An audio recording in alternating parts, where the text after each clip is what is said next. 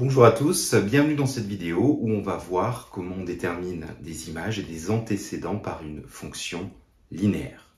Donc on a une fonction ici, f de x égale 4x.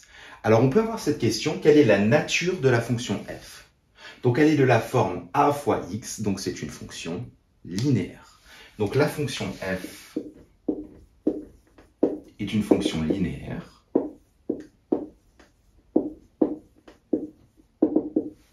car elle est de la forme, donc c'est ça l'explication, car elle est de la forme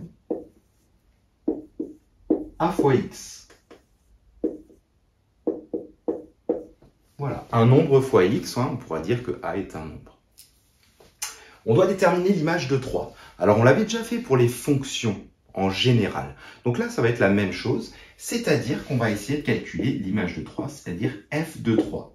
C'est-à-dire que dans mon expression, je vais remplacer le x par 3. Donc c'est 4 fois x, donc 4 fois 3. Et mon image, c'est 12. Voilà, tout simplement. Un deuxième exemple un peu plus difficile, l'image de 2 tiers.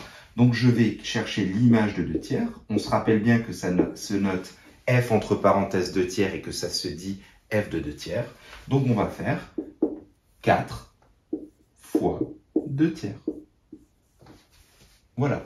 Une multiplication de fractions. On n'oublie pas que 4, c'est la fraction 4 sur 1.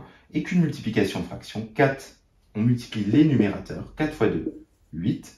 1 fois 3, 3. Donc on obtient 8 tiers. 8 tiers, si on fait la division, ça ne s'arrête pas. Ce n'est pas un nombre décimal. Donc on va l'écrire sous forme de fraction et s'arrêter là. Donc l'image de 2 tiers par la fonction f, c'est 8 tiers. Voilà. Dernière chose, on doit déterminer l'antécédent de 6.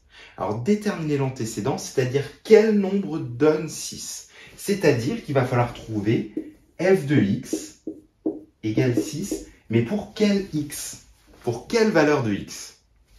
F de x, finalement, c'est 4x. Ça veut dire qu'on cherche 4 fois x égale 6. Pour quelle valeur on obtient 6? Et ça, qu'est-ce que c'est? C'est une équation, puisqu'on a bien une inconnue, x, et un signe égal, et de chaque côté des membres de l'équation, on a quelque chose, une expression. Donc 4 fois x, ce qui m'embête, c'est le 4. Donc pour enlever 4, je divise par 4. 4, il est multiplié par x.